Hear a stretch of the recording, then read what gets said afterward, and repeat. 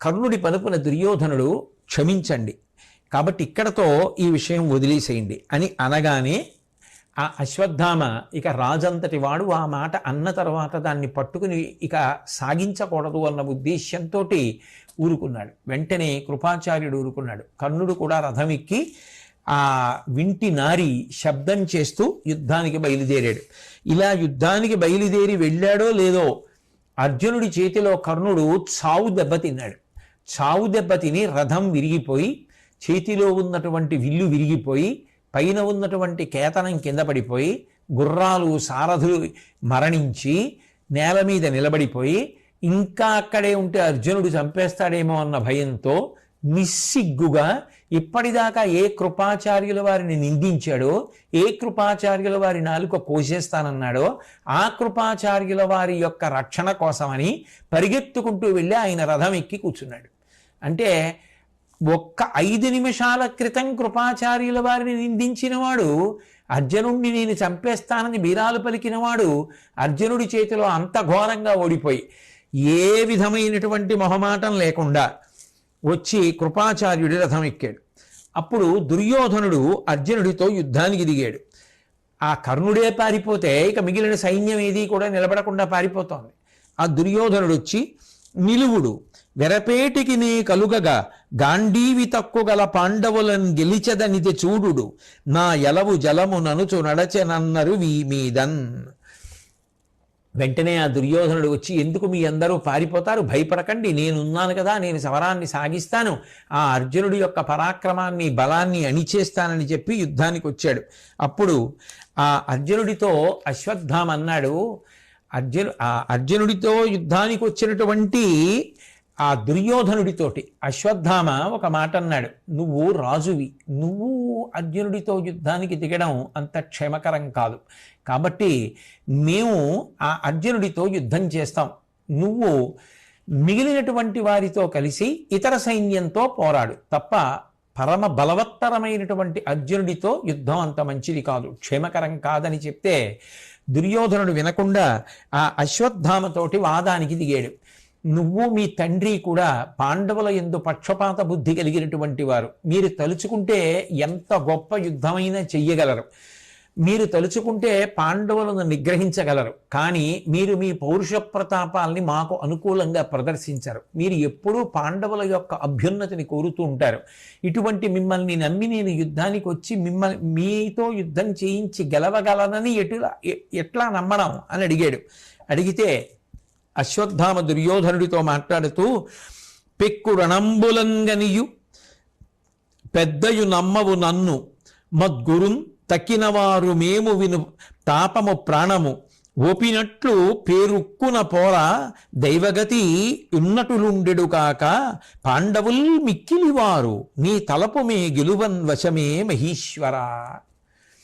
ఓ దుర్యోధన, పెక్కు రణంబులంగనియు పెద్దయు నమ్మవు నన్ను మద్గురున్, నువ్వు అనేక యుద్ధాలలో నేను చేసినటువంటి ఆ యుద్ధాన్ని, నా పరాక్రమాన్ని, బాహుబలాన్ని చూశావు, అలాగే మా నాన్నగారు ద్రోణాచార్యుల వారి యొక్క శక్తి ఏమిటో నీకు తెలుసు, అయినా నువ్వు మమ్మల్ని నమ్మావు.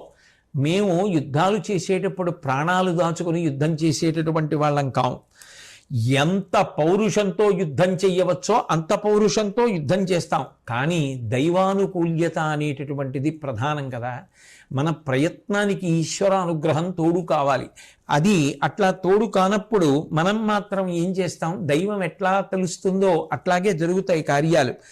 పాండవులు చాలా బలపరాక్రమములు కలిగినటువంటి వారు అన్న విషయం నీకు కూడా తెలుసు, నీ అభిప్రాయం ప్రకారం అంత బలం కలిగినటువంటి అర్జునాదులను గెలవడం మాకు ఎలా సాధ్యం, నీ అభిప్రాయం మేము గెలవాలని ఉంటుంది, కానీ వాళ్ళు మాకన్నా చాలా బలవంతులు అనేటటువంటిది మాత్రం పరమసత్యం, కాబట్టి ఎలా గెలవగలను రాజా, అయినా నా శక్తి కొలది యుద్ధం చేస్తాను, కాబట్టి ఈ యుద్ధానికి అనుమతించవలసినది అని అశ్వత్థామ విజృంభించి దృష్టద్యుమ్నుడి యొక్క విల్లుని ధ్వజాన్ని తెగగొట్టాడు.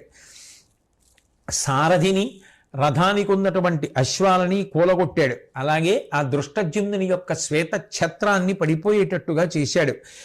అక్కడ యుద్ధం చేస్తున్నటువంటి 100 మంది యోధులనే కాకుండా ముఖ్యులైనటువంటి ఇంకొక 3 యోధుల్ని కూడా చంపేశాడు.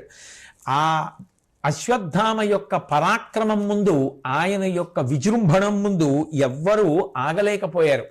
దుర్యోధనుడంతటి వాడు అప్పటి వరకు అశ్వత్థామని విమర్శించినటువంటి వాడు ఆ అశ్వత్థామ యొక్క పౌరుష ప్రతాపాల్ని పొగడడం జరిగింది. అంత గొప్పగా ఆ ద్రోణుడికి మిగిలినటువంటి పాండవులకు కూడా యుద్ధం జరుగుతోంది. ద్రోణుడు ఎక్కడా వెనుకడుగు వేయకుండా తన శక్తిని అంతటినీ కూడా కూడగట్టుకుని పరమ భయంకరమైనటువంటి యుద్ధం చేస్తున్నటువంటి సమయంలో ఆ సాత్యకి సోమదత్తుడిని సంహరించాడు.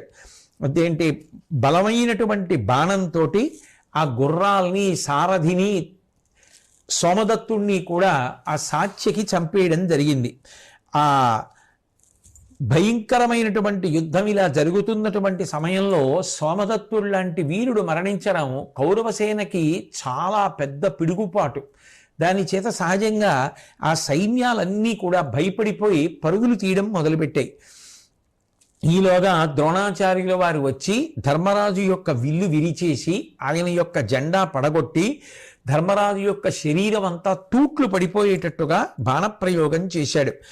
ఆ ద్రోణుడి మీద ధర్మరాజు కూడా అంత గొప్పగానూ బాణములను ప్రయోగిస్తే ఆ శరీరంలో ఉండేటటువంటి నెత్తురంతా కారిపోతూ ఉండగా ఆ రథం మీదనే ద్రోణాచార్యుల వారు పడిపోయాడు. మళ్ళీ ఉత్సాహాన్ని పుంజుకొని మూర్ఛ నుంచి తేరుకుని వాయవ్యాస్త్రాన్ని ప్రయోగిస్తే ధర్మరాజు కూడా వాయవ్యాస్త్రాన్ని ప్రయోగించి నిగ్రహించాడు. ఆ తర్వాత కృష్ణ పరమాత్మ ధర్మరాజుతో మాట్లాడుతూ, ద్రోణుడు నిన్ను పట్టుకుంటానని ప్రతిజ్ఞ చేసి ఉన్నాడు. అటువంటి ద్రోణుడితో నువ్వు యుద్ధం చేయడం మంచిది కాదు. ఎందుకనంటే ఆయన చాలా బలం కలిగినటువంటి వాడు.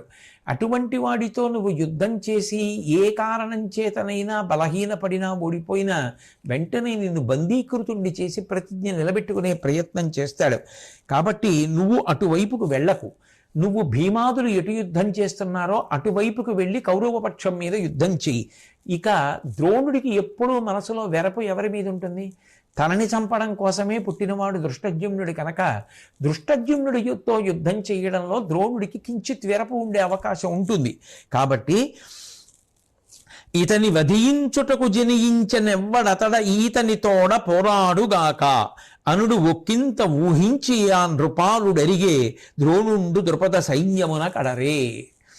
వెంటనే ఆ ధర్మరాజు గారు శ్రీకృష్ణ పరమాత్మ చెప్పినటువంటి మాటలు విని, నిజమే ద్రోణాచార్యుల వారు దృష్టద్యుమ్నుడితో యుద్ధం చేస్తేనే పరిస్థితి బాగుంటుంది తప్ప నేను యుద్ధం చేయడం మంచిది కాదు అని చెప్పి మనసులో అనుకుని కృష్ణుడి యొక్క మాట సమ్మతించినటువంటి వాడై అక్కడి నుంచి బయలుదేరి వేరొక వైపునకు వెళ్ళిపోయాడు. ఈ ద్రోణాచార్యుల వారు కూడా వెంటనే ద్రుపద సైన్యం ఎటువైపు ఉందో అటువైపుకు బయలుదేరి వెళ్ళాడు. ఈలోగా భయంకరమైనటువంటి ధూళి రేగిపోయింది. అంత సంకుల సమరం ప్రారంభమైంది. ఇన్నాళ్లు జరిగిన యుద్ధంలో ఎప్పుడూ లేనంత ఉద్విగ్న పరిస్థితి నెలకొంది. ఆ ధూళి రేగిపోవడంలో యుద్ధభూమి అంతా కూడా చీకట్లు కమ్మింది.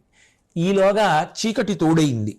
అటువంటి పరిస్థితులలో ఇక ద్రోణాచార్యుల వారు దుర్యోధనుణ్ణి వెంట పెట్టుకుని సైన్యానికి ధైర్యం చెప్తూ ఒక వ్యూహంగా నిలబడేటట్టుగా సైన్యాన్నంతటినీ మలచాడు.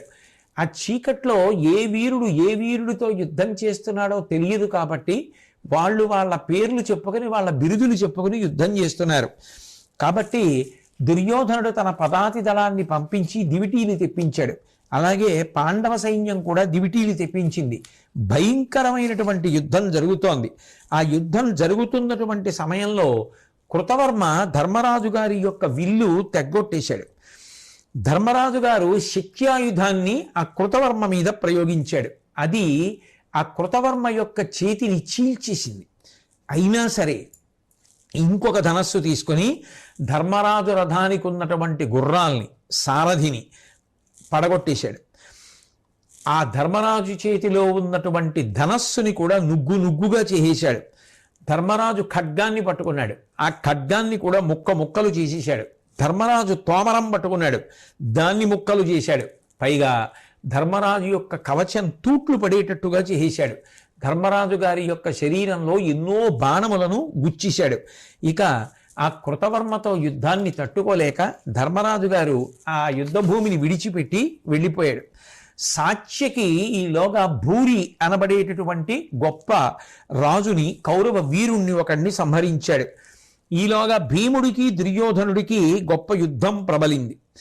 ఆ భీముడు దుర్యోధనుడి యొక్క ధనస్సుని ధ్వజాన్ని ముక్క ముక్కలు చేసి భయంకరమైనటువంటి యుద్ధం చేస్తుంటే ఆ భీముడు చేస్తున్నటువంటి యుద్ధాన్ని తట్టుకోలేకపోయాడు. ఎన్ని మాటలు దుర్యోధనుడు విల్లెత్తితే అన్ని మాటలు భీముడు బాణప్రయోగం చేసి దాన్ని తునకలు చేసేశాడు. ఆ రకంగా 4 మాటలు దుర్యోధనుడి యొక్క విల్లు భీముడు ఖండించాడు. ఆ రథానికి ఉన్నటువంటి గుర్రాల్ని సారథిని సంహరించాడు. ఇది తెలిసి దుర్యోధనుడు ఇక తన మీద బాణాలేస్తాడనేటటువంటి భయంతో మెల్లగా రథంలోంచి జారుకుని తప్పుకున్నాడు. భీముడు అనుకున్నాడు, రథంలో ఆ దుర్యోధనుడు కనపట్టలేదు అంటే వేసినటువంటి బాణములు తగిలి మరణించాడు అనుకుని పెద్ద సింహనాదం చేసి దుర్యోధనుడు మరణించాడు అని ప్రకటించాడు. ఆ రథంలో దుర్యోధనుడు కనపడకపోయేసరికి కౌరవపక్షం కూడా దుర్యోధనుడు మరణించాడనుకుని భయపడిపోయి రాజే మరణించిన తరువాత ఇక యుద్ధం చేసి ప్రయోజనం ఏముంటుందని వాళ్ళందరూ కూడా పరిగెత్తి పారిపోవడం మొదలుపెట్టారు. ఈలోగా దుర్యోధనుడు జారిపోయినటువంటి వాడు మెల్లిగా దాటుకుంటూ వెళ్ళి వేరొక రథం ఎక్కి ఆ రథం మీద కనబడ్డాడు. కనపడి అక్కడి నుంచి మళ్ళీ అందరినీ కూడా ఉత్సాహపరిచి యుద్ధానికి సిద్ధపడేటట్టుగా చేశాడు. ఈలోగా కర్ణుడు ఆ సహదేవుడితో యుద్ధం చేశాడు. యుద్ధం చేసి ఆ సహదేవుడి యొక్క ధనస్సుని ముక్కలు చేసేశాడు. అశ్వాల్ని రథసారథిని చంపేశాడు. కత్తి డాలు తీసుకున్నటువంటి సహదేవుడి యొక్క ఆయుధాల్ని తునాతునకలు చేసేశాడు.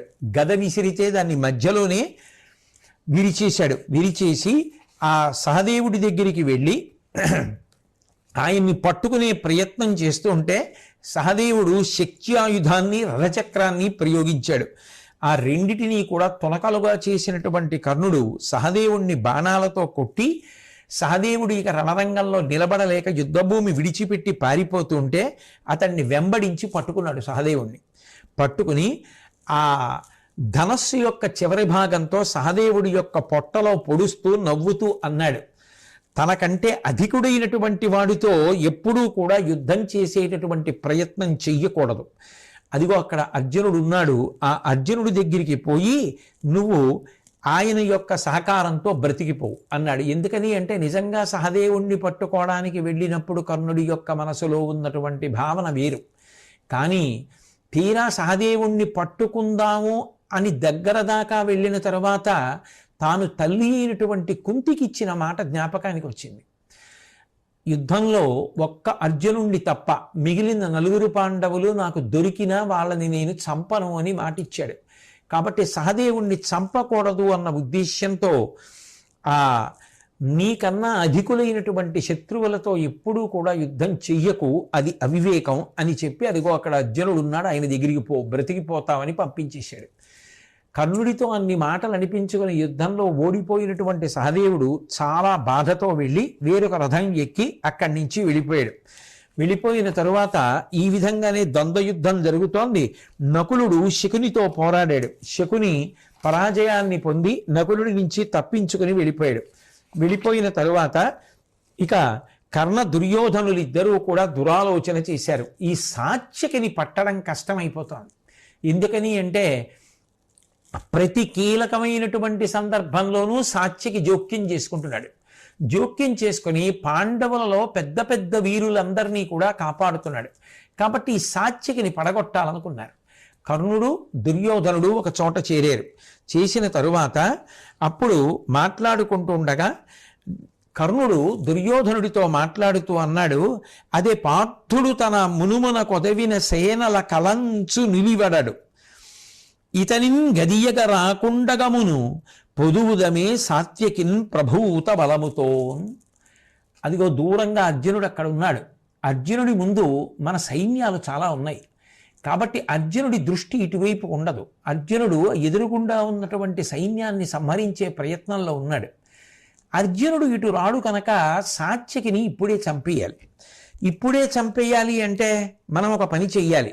అందరం కలిసి సాత్యకిని ముట్టడించాలి. అభిమన్యుణ్ణి మన అందరం కలిసి కపటంతో ఎలా చంపేశామో సాత్యకిని కూడా అలాగే చంపేయాలి. అభిమన్యుణ్ణి రక్షించడానికి అర్జునుడు రాకుండా ఎలా చేశామో ఇప్పుడు కూడా అర్జునుడు రాకుండా చెయ్యాలి. నువ్వు అంగీకరిస్తే మనందరం కలిసి కపటంగా ఒక్కసారి సాత్యక మీద పడి చంపేద్దాం, అభిమన్యుణ్ణి చంపినట్టుగా చేద్దాం. ఈలోగా ఏ కారణం చేత కూడా అసలు అర్జునుడి చెవికి ఏ శబ్దం వినపడకుండా చూడడం కోసం ఆయన దృష్టి ఎదురుగుండా ఉన్నటువంటి సైన్యం మీదే నిలబడిపోయి ఉండేటట్టుగా చెయ్యడం కోసం కొంతమంది యోధుల్ని అక్కడికి పంపిద్దామన్నాడు కర్ణుడు.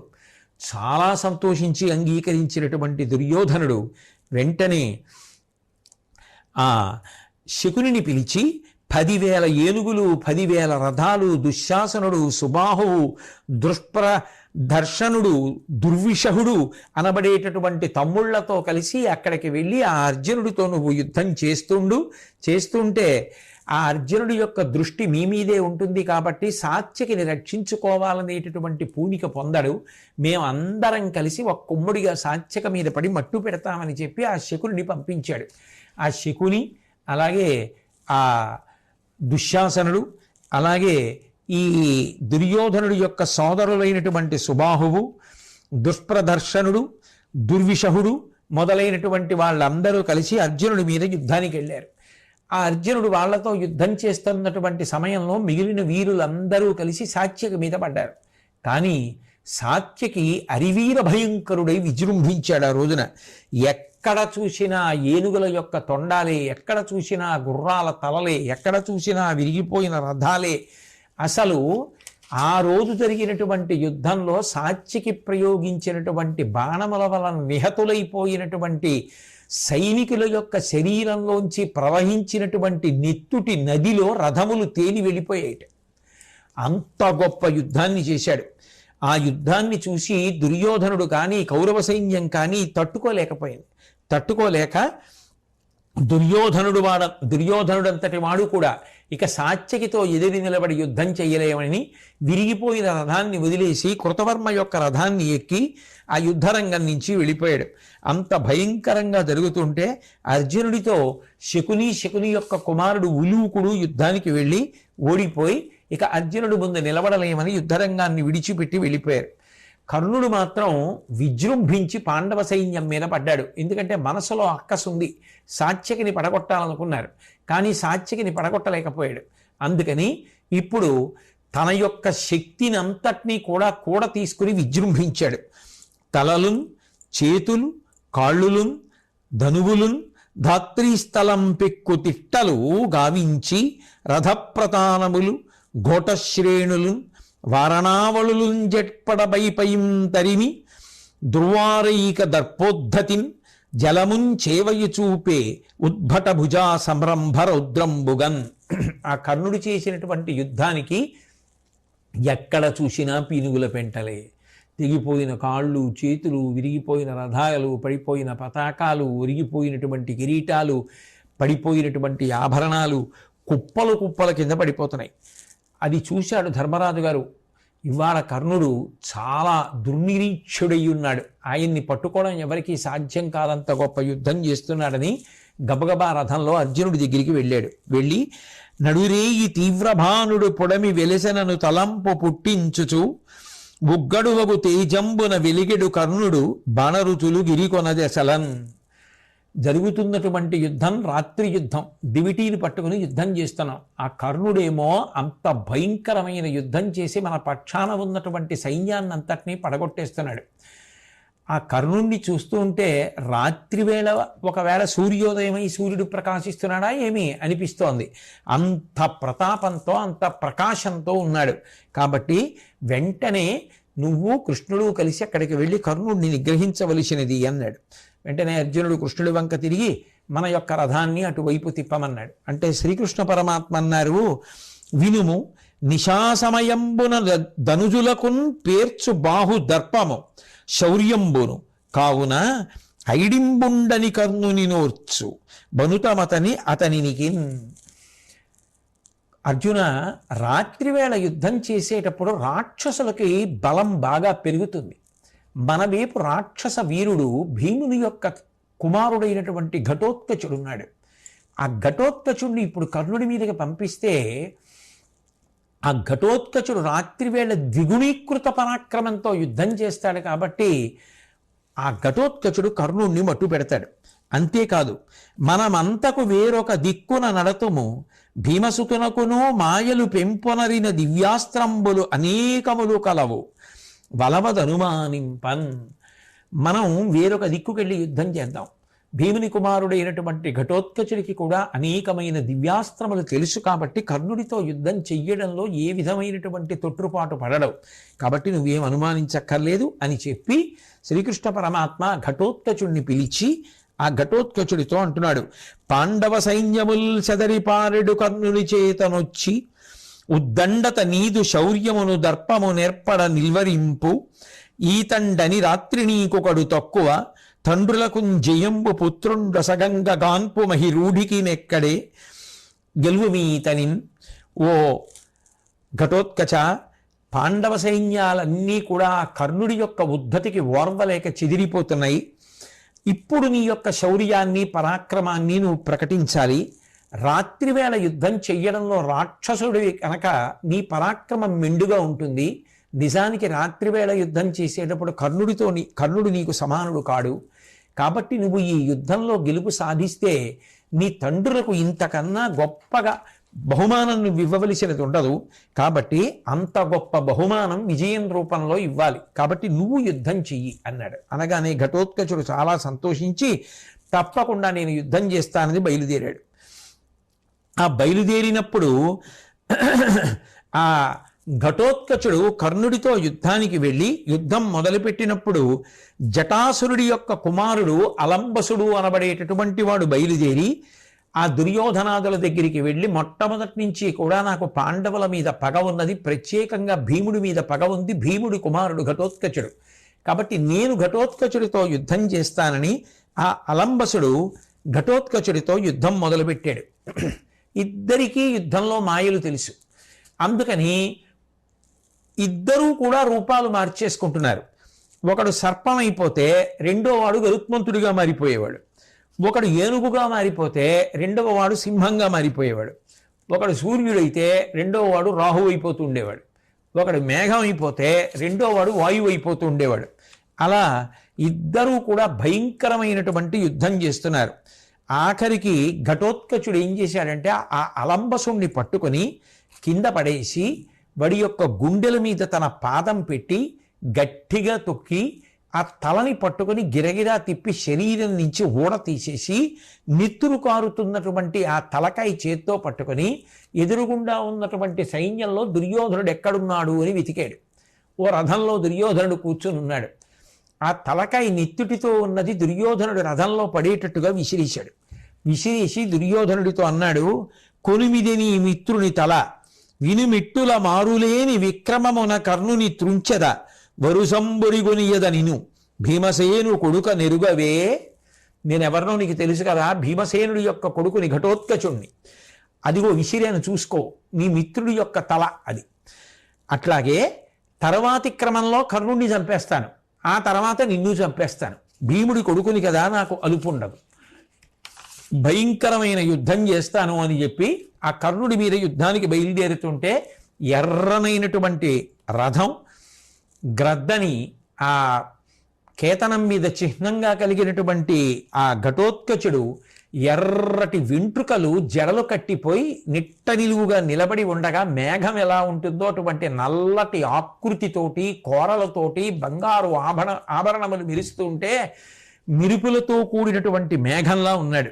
ఉండి యుద్ధానికి వచ్చాడు. కర్ణుడికి ఘటోత్కచుడికి భయంకరమైన యుద్ధం జరుగుతోంది ఆ రోజు రాత్రి. ఆ అస్త్ర ప్రత్యస్త్రములను వేసుకోవడం అనేటటువంటి ప్రక్రియని ఘటోత్కచుడు విడిచిపెట్టేసి మాయా సైన్యాన్ని సృష్టించాడు. ఆ మాయా సైన్యం వెళ్ళి కౌరవ సైన్యం మీద వెళ్ళి పడి వాళ్ళందరినీ చంపేయడం మొదలుపెట్టింది. కౌరవ సైన్యం అకస్మాత్తుగా వచ్చినటువంటి ఈ మాయా సైన్యాన్ని చూసి భయపడి పారిపోవడం మొదలుపెట్టింది. వెంటనే కర్ణుడు బాణప్రయోగం చేసి ఆ మాయా సైన్యం అంతా కూడా అంతరించిపోయేటట్టుగా చేశాడు. చక్రాయుధాన్ని ప్రయోగిస్తే కర్ణుడు దాన్ని ముక్కలు చేసేశాడు. ఘటోత్కచుడు గద విసిరితే దాన్ని ముక్కలు చేసేశాడు. ఘటోత్కచుడు ఆకాశంలోకి వెళ్ళి పెద్ద పెద్ద చెట్లు రాళ్ళు వర్షంలా కురిపించేస్తున్నాడు. అవి వచ్చి మీద పడిపోతుంటే అక్కడ ఉన్నటువంటి సైన్యం పారిపోతోంది. వెంటనే కర్ణుడు బాణప్రయోగం చేసి ఆ చెట్లు రాళ్ళు మొదలైనటువంటివి పడకుండా ఆ బాణములను నిగ్రహించి ఘటోత్కచుడి యొక్క గుర్రాలను సారథిని తునకలుగా కొట్టేశాడు. ఆ ఘటోత్కచుడి మీద బాణాలు ప్రయోగించాడు. ఆ ఘటోత్కచుడు మాయాస్వరూపంతో పెద్ద నోరు తెరిచి కర్ణుడు ప్రయోగించినటువంటి బాణాలన్నీ మింగేశాడు. మింగేసి పెద్ద ముఖాన్ని పెద్ద ఆకృతిని ధరించాడు. పర్వతం ఎటువంటి రూపంతో ఉంటుందో అటువంటి పర్వత రూపాన్ని చూపించాడు. అంటే తానే ఒక పర్వతంగా మారిపోయాడు ఘటోత్కచుడు. ఆయనకి అటువంటి మాయలు వచ్చు. వెంటనే వజ్రరూపమైనటువంటి ఇంద్రాస్త్రాన్ని కర్ణుడు ప్రయోగించాడు. ఆ పర్వతాన్ని ఖండించాడు. అట్లాగే ఆ కర్ణుడి విల్లు తునకలైపోయేటట్టుగా ఘటోత్కచుడు బాణప్రయోగం చేశాడు. వాళ్ళిద్దరి యొక్క యుద్ధం చూసి ఆశ్చర్యపోయారు. ఈలోగా బకాసురుడి యొక్క సోదరుడైనటువంటి అలాయుధుడు అనేటటువంటి వాడు, నేను కూడా రాక్షసుడినే కాబట్టి రాత్రివేళ యుద్ధం బాగా చేస్తాను, నాకు ఈ ఘటోత్కచుడు అంటే చాలా కోపం. ఎందుకని అంటే ఈ అలాసురుడు బకాసురుడి యొక్క సోదరుడు. బకాసురుడు భీముడి చేత చంపబడ్డాడు. అందుకని భీముడి కొడుకు ఘటోత్కచుడు కాబట్టి ఈ అలాయుధుడికి ఘటోత్కచుడి మీద వైరం అని చెప్పి దుర్యోధనుడి యొక్క అనుమతితో ఘటోత్కచుడి మీద యుద్ధానికి వెళ్ళాడు. ఘటోత్కచుడికి అలాయుధుడికి గొప్ప యుద్ధం జరుగుతోంది. ఆ యుద్ధం జరుగుతున్నటువంటి సమయంలో ఆ భీముడు ఘటోత్కచుడికి సాయంగా వచ్చాడు. ఇద్దరికీ భయంకరమైనటువంటి యుద్ధం జరుగుతోంది. అలా జరుగుతున్నటువంటి సమయంలో చిట్ట చివరికి ఆ అలిసిపోయినటువంటి భీముణ్ణి కృష్ణుడు కూడా గమనించాడు. గమనించి ఘటోత్కచుడిని పిలిచి, మీ నాన్న ఆ రాక్షసుడితో యుద్ధం చేయడంలో బడలిపోయాడు, నువ్వు కర్ణుడితో యుద్ధం చేయడం కొంతసేపు ఆపి ముందు అలాయుధుడితో యుద్ధం చేయమన్నాడు.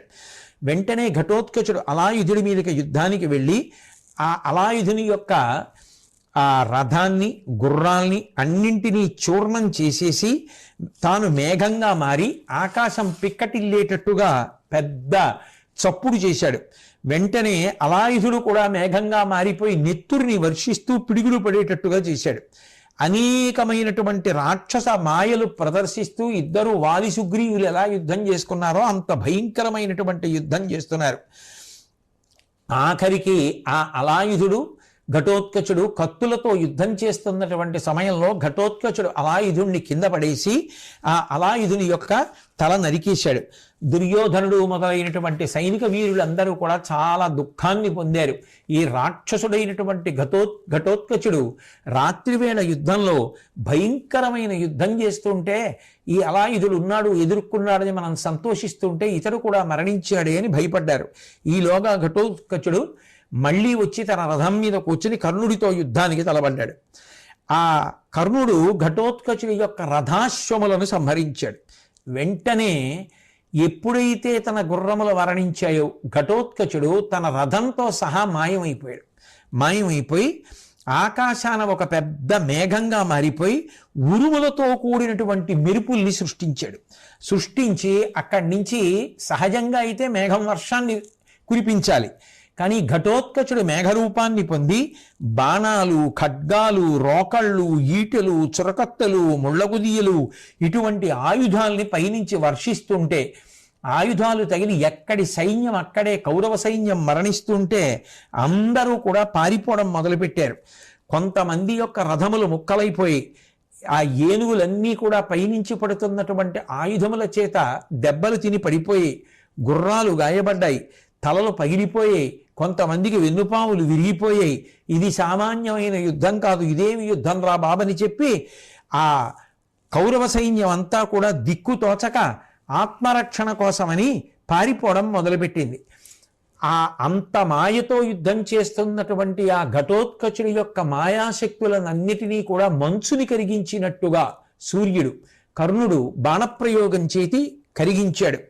ఈలోగా ఘటోత్కచుడి యొక్క శక్తి ఎక్కువైపోయింది.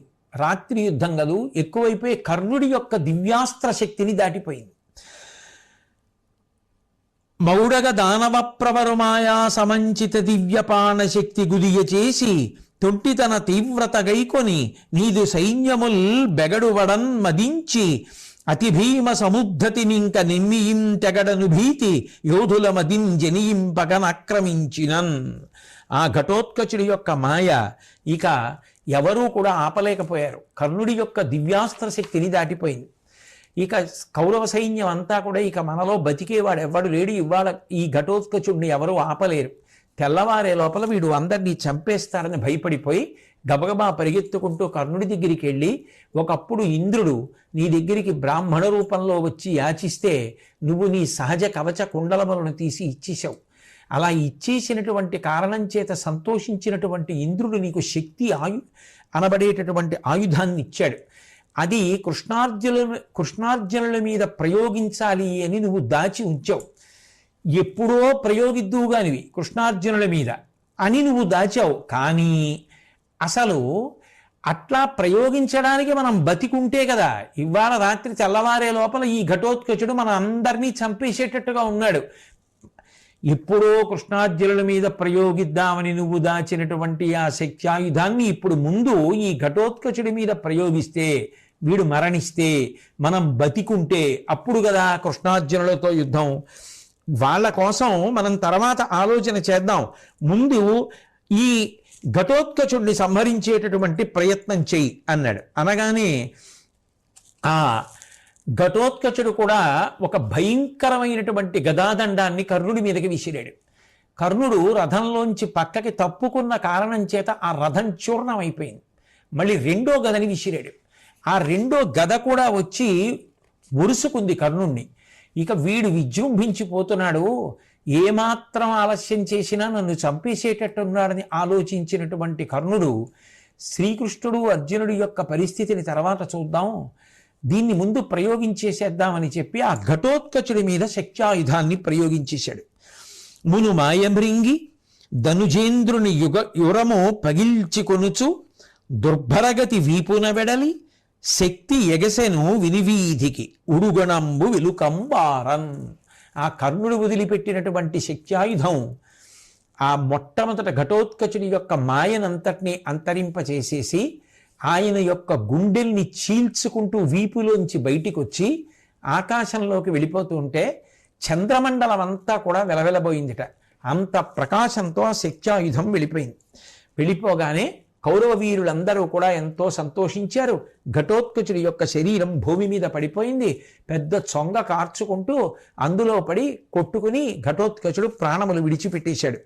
ఆ కౌరవ వీరులందరూ సింహనాదం చేశారు, భేరీలు మోగించారు, చాలా సంతోషపడిపోయారు. దుర్యోధనుడు వచ్చాడు, కర్ణుడిని కౌగిలించుకున్నాడు. ఇంత గొప్పగా నువ్వు ఇవాళ ఘటోత్కచుడిని సంహరించి ఉండకపోతే మన బ్రతుకులు ఏమైపోయేవో అన్నాడు. రథం ఎక్కించుకున్నాడు, సంతోషంగా తీసుకుని వెళ్ళిపోయాడు. కర్ణుడంతటి వాడు నిజంగా అంత కష్టపడి యుద్ధం చేసి శక్త్యాయుధాన్ని ప్రయోగిస్తే తప్ప ఆ ఘటోత్కచుడు మరణించలేదు కదా. అంత గొప్ప వీరుడు కదా. అటువంటి వీరుడు పాండవ పక్షంలో మరణిస్తే పాండవులందరూ ఏం చేస్తున్నారు అని అడిగాడు ధృతరాష్ట్రుడు సంజయుడితో. ఎందుకంటే వాళ్ళందరూ సహజంగా ఏడవాలి. ఏడుస్తున్నారని తెలిస్తే సంతోషం ధృతరాష్ట్రుడికి. ఏం చేస్తున్నారని అడిగాడు. అంటే సంజయుడు అన్నాడు, పాండవులందరూ చాలా దుఃఖంలో ఉన్నారు. కానీ విచిత్రమైన విషయం ఏమిటంటే ఆ ఘటోత్కచుడు మరణించినటువంటి సమయంలో కృష్ణుడు సంతోషంతో సింహనాదం చేశాడు. చేసి పాంచజన్యాన్ని పూరించాడు. ఇది ఎప్పుడు చేస్తారు? విజయం లభిస్తే.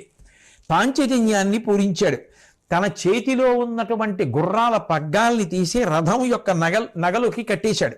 ఆ నొగలకి కట్టేసి రథంలో నిలబడి సంతోషంతో నృత్యం చేయడం మొదలుపెట్టాడు. ఆయన నృత్యం చేస్తుంటే ఎలా ఉంది అంటే మందమారుతం వీస్తున్నప్పుడు మందార వృక్షం ఊగితే ఎలా ఉంటుందో అంత అందంగా ఆ రథంలో నృత్యం చేస్తున్నాడు. పైగా అర్జునుడి దగ్గరికి వెళ్ళి కౌగిలించుకున్నాడు, వెన్ను తెరిచాడు, మళ్ళీ సింహనాదం చేశాడు. అర్జునుడు ఆశ్చర్యపోయాడు. ఇదేమిటి, భీముడు కొడుకు చచ్చిపోయాడు, మేమందరం ఏడుస్తున్నాం. నిజానికి కృష్ణ భగవానుడు కూడా బాధతో నిలబడాలి. బాధతో నిలబడకపోగా మేము ఊరట పొందేటట్టుగా 4 మాటలు చెప్పడం మానేసి ఇంత సంతోషంతో చేతిలో ఉన్న పగ్గాలు తీసుకెళ్లి రథం యొక్క నొగలకు కట్టేసి రథమధ్యంలో నృత్యం చేస్తూ సింహనాదం చేస్తూ పాంచజన్యం ఊత్తూ నన్ను కౌగిలించుకొని వెన్ను తట్టి ఇంత మురిసిపోతున్నాడేమిటి అనుకున్నాడు. మీ ప్రవర్తన నాకు అర్థం కావట్లేదని కృష్ణుడి దగ్గరికి వెళ్ళి చచ్చె ఘటోత్కచుండు మన సైన్యములెల్ల గలెంగి నల్గడన్ విచ్చుట చూచి మేము వగా నెక్కొన వందెదమిప్పుడు ఎమ్మీన్ వచ్చే ప్రమోదము ఎట్లు గురువంపు చరిత్రము దక్కి లాఘవం బచ్చువడంచలంగెదు మహాపురుష. ఇది ఏమి చెప్పవే? ఒక పక్క ఘటోత్కచుడు చచ్చిపోయాడా, మేమందరం ఏడుస్తున్నావా, సైన్యం అంతా కాకావికలైపోయిందా, కౌరవులు విజయం దక్కిందని ఆనందపడిపోతున్నారా, నువ్వేమో ఇంత సంతోషంగా నృత్యం చేస్తున్నావా? కృష్ణ, అసలు నీ ప్రవర్తన నాకు అర్థం కావట్లేదయా, ఎందుకు ఇలా ప్రవర్తిస్తున్నావు చెప్పమన్నాడు. అంటే కృష్ణ భగవానుడు అన్నాడు, నిజంగా చెప్పాలంటే నిన్ను ఎలా బ్రతికించుకోవాలి అని నేను ఎప్పుడూ బెంగ పెట్టుకుని ఉండేవాడిని. కానీ ఇవాళ నాకు ఎంత సంతోషంగా ఉందో తెలుసా? ఆ శక్త్యాయుధాన్ని ఆ కర్ణుడు ఘటోత్కచుడి మీద ప్రయోగించేశాడు. నిజంగా చెప్పాలంటే అర్జున, నువ్వు గాంధీవం పట్టుకున్నా, నేను సుదర్శన చక్రాన్ని పట్టుకున్నా, ఇంద్రుడిచ్చినటువంటి ఆ ఆయుధం కర్ణుడి దగ్గర ఉండగా నిన్ను కాపాడడం కుదరదు. అది గాని కర్ణుడు నీ మీద ప్రయోగిస్తే వెంటనే నువ్వు మరణిస్తావు. నిన్ను ఎలా రక్షించుకోవాలి, ఆ ఆయుధం ఆయన దగ్గర ఉంది కర్ణుడి దగ్గర అని నేను బెంగ పెట్టుకునేవాడిని.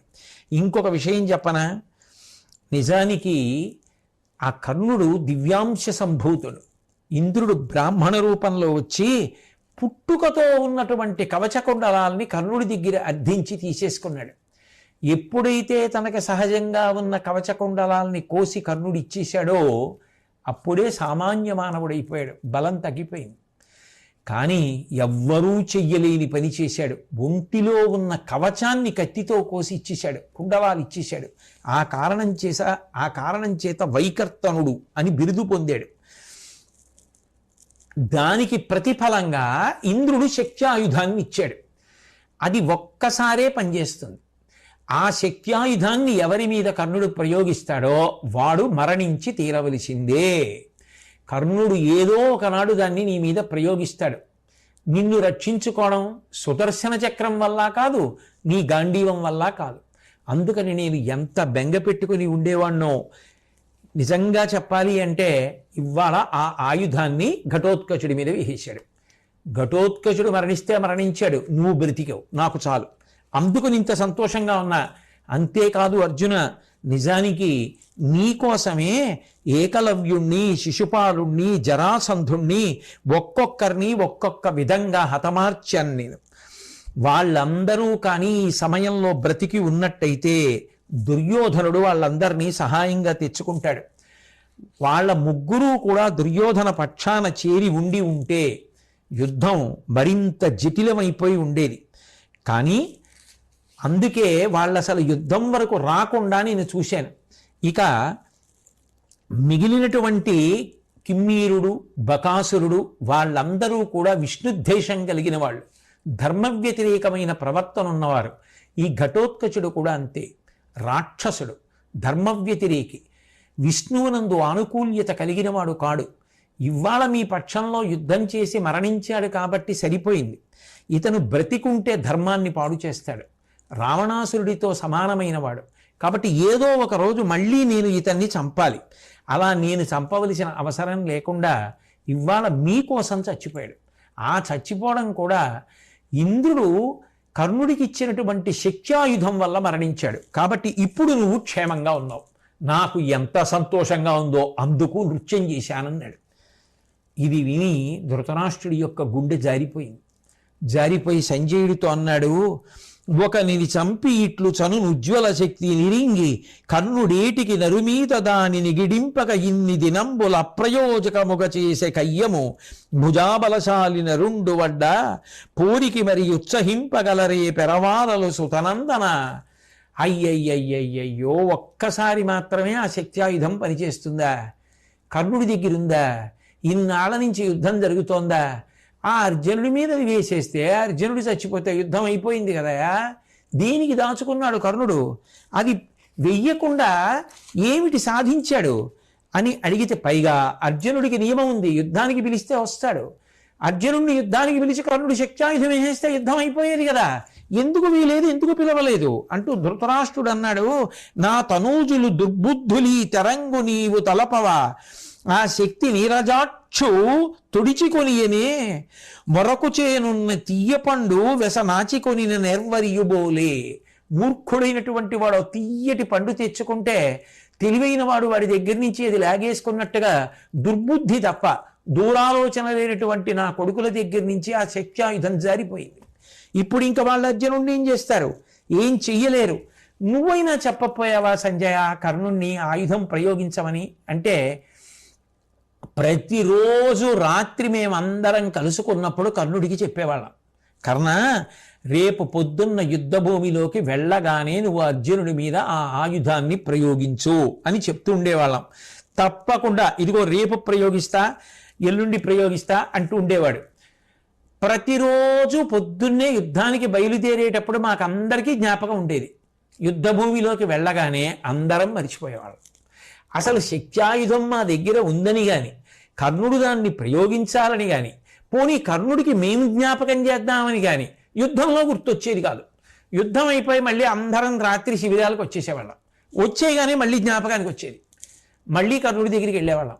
ఏమయ్యా ఇవాళ అర్జునుడి మీద ఆయుధం వేయలేదు, రేపైనా వేవయ్యా. అర్జునుడి మీద వేస్తే కృష్ణుడికి కోపం వచ్చి మన అందరినీ చంపేసి మిగిలిన పాండవుల్లో ఎవరో ఒకరికి పట్టాభిషేకం చేస్తాడు, అందుకని కృష్ణుడిని చంపి ఆ ఆయుధం వేస్తే ఎవరో ఒకరిని చంపి తీరుతుందిగా. కృష్ణుడి మీదే వేసామనుకో, కృష్ణుడే నిగ్రహింపబడ్డాడనుకో, పాండవులు మొదలు నరికిన చెట్టు అయిపోతారు, అప్పుడు మనం యుద్ధంలో గెలవచ్చు అనేవాళ్ళం. అలాగే కృష్ణార్జునుల్లో ఎవరో ఒకరి మీద నేను ఇది వేసేస్తాననేవాడు. ప్రతిరోజు అలాగే అనేవాడు. అందరం యుద్ధానికి బయలుదేరేవాళ్ళం. బయలుదేరగానే అందరం మర్చిపోయేవాళ్ళం, ఆ ఆయుధం గుర్తొచ్చేది కాదు. మళ్ళీ తిరిగి వచ్చేసేవాళ్ళం, రాగానే జ్ఞాపకం వచ్చేది. అదేం విచిత్రమో మరి, ఎవ్వరికీ గుర్తులేదు, అది అలా ఉండిపోయింది. ఆఖరికి ఎప్పుడు గుర్తొచ్చింది, ఘటోత్కచుడి రాత్రి యుద్ధంలో గుర్తొచ్చి ఆ ఘటోత్కచుడి మీద వేసేసాం. బతికుంటే రేపు అన్నదాన్ని చూడొచ్చు, వీడి వల్ల బతికుండేటట్టు లేవని వేసేసాం, ఆ ఆయుధం అలా పోయింది, ఏం చేస్తాం అన్నాడు సంజయుడు. అదే సమయంలో శ్రీకృష్ణ పరమాత్మ దగ్గరికి సాత్యకి వచ్చాడు.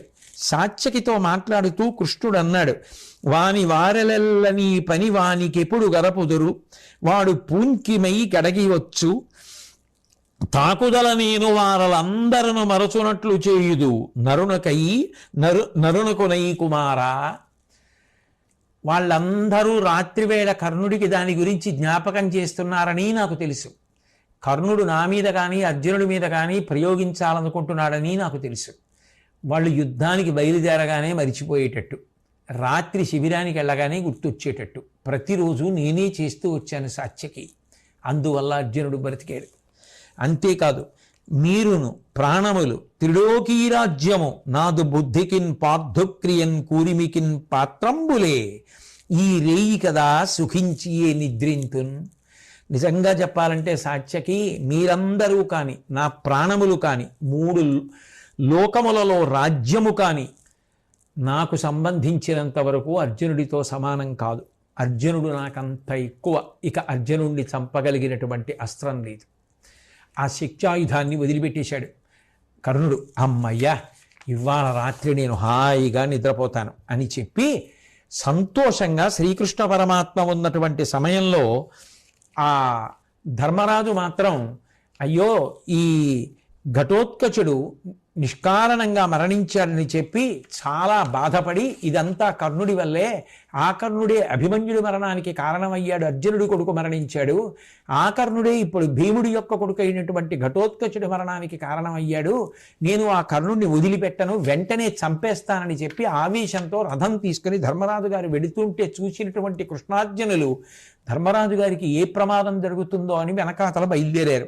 ఆ సమయంలో అకస్మాత్తుగా వేదవ్యాసుడు యుద్ధభూమిలో ధర్మరాజు గారికి కనపడ్డాడు. కనపడి, పిచ్చివాడా ధర్మరాజా, నిజంగా అటువంటి యుద్ధం జరగకపోతే, ఘటోత్కచుడు మరణించకపోతే, నిజంగా ఆ శక్తి అనబడేటటువంటిది కర్ణుడి దగ్గరే ఉండిపోతే ఆ కర్ణుడు ఏదో ఒక రోజున అర్జునుడి మీద ప్రయోగించి ఉండేవాడు.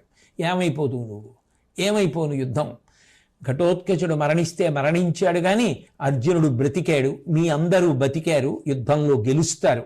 ఎంత సంతోషించవలసిన విషయం. అటువంటి సంతోషించవలసిన విషయంలో నువ్వు ఇట్లా దుఃఖపడడం మంచిది కాదు. కాబట్టి ఆ శక్త్యాయుధం ఘటోత్కచుడి మీద పడిపోవడం మీరు రక్షింపబడడానికి కారణమైంది అన్న రెండో కోణాన్ని కూడా నువ్వు పరిశీలించి ఊరట పొందు అని చెప్పి, కలకయుడిపి చిత్తము నిర్మల ధర్మోదాత్తముగా అమర్చి నెగడు, ఎవ్వలన కలుగు ధర్మం బవ్వలనికి జయమంగళములవశ్యములగున్. నీ మనసుని స్థిరంగా ధర్మమునందే నిలబెట్టు. ఎక్కడైతే ధర్మం ఉందో అక్కడ జయము కలుగుతుంది, మంగళము కలుగుతుంది. రెండు జయము శుభము రెండు ఉంటాయి. కాబట్టి ఆ రెండూ కలగడానికి కారణమైనటువంటి ధర్మానుష్ఠానమనందు నీ యొక్క చిత్తాన్ని అట్లాగే నిలబెట్టు. వినుమేనగు దివసంబున నిను పొందు, అనూనమిది నీ రాజ్యశ్రీ అనుమానమేమియును లేదని గ్రక్కున అమ్మునీంద్రుడరిగ నరేంద్ర. ఇవాల్టి నుంచి 5వ రోజున ఈ సమస్త భూమండలానికి సంబంధించినటువంటి రాజ్యలక్ష్మి నిన్ను చేరుతుంది. కాబట్టి ధర్మరాజా, నువ్వు ఏ విధమైనటువంటి సందేహాన్ని పెట్టుకోవద్దు, యుద్ధంలో గెలుస్తావు. కాబట్టి ఓరడిల్లు అని వ్యాసమునీంద్రుడు జరగబోయేటటువంటి విషయాన్ని చెప్తే ధర్మరాజు గారు ప్రశాంతత పొందాడు. ఘటోత్కచుడు మరణించాడన్నది కించిత్ బాధతో కూడుకున్న విషయమే అయినా ఆ శక్త్యాయుధం ఆ నిరుపయోగం అయిపోయినటువంటి కారణం చేత, అంటే అర్జునుడి మీద పడ్డంలో నిరుపయోగం అయిపోయినటువంటి కారణం చేత అర్జునుడు బ్రతికాడని కృష్ణుడు సంతోషించాడు, అందరూ సంతోషించారు. తత్కారణం చేత ఇప్పుడు యుద్ధంలో ధర్మం గెలవడానికి మార్గం ఏర్పడింది. మహానుభావుడైనటువంటి శ్రీకృష్ణ పరమాత్మ నిజానికి ధర్మరాజు గారు వచ్చి అర్జునుడితో మాట్లాడుతున్నప్పుడు అర్జునుణ్ణి పంపకుండా ఘటోత్కచుడిని పంపిన కారణం చేత యుద్ధం ఒక పెనుమలుపు తిరిగింది. అంత గొప్పగా ఆలోచించి పాండవులను సర్వకాలముల యందు రక్షించుకొని తన ప్రాణముల కన్నా అర్జునుడే తనకి ప్రేమపాత్రుడు అని చెప్పినటువంటి కృష్ణ పరమాత్మ యొక్క అనుగ్రహ విశేషం చేత పాండవులు బ్రతికి బట్టకట్టి విజయాన్ని సాధించారు అన్నది నిర్వివాదాంశం. వ్యాసుడు చెప్పినట్టు ఎక్కడ ధర్మం ఉంటుందో అక్కడ ఈశ్వరానుగ్రహం ఉంటుంది, ఎక్కడ ఈశ్వరానుగ్రహం ఉంటుందో అక్కడ శుభము జయము ఉంటాయి. కాబట్టి ఆ శ్రీకృష్ణ పరమాత్మ యొక్క నిర్హేతుక కృపాకటాక్ష వీక్షణముల కొరకు ధర్మమునందు అనురక్తి మనకి సర్వకాలముల యందు నిలబడేటట్టుగా ఆ భగవంతుడు మనను కూడా అనుగ్రహించుగాక అని ఆయన పాదములు పట్టి నమస్కరిస్తూ సెలవు తీసుకుందాం. స్వస్తి.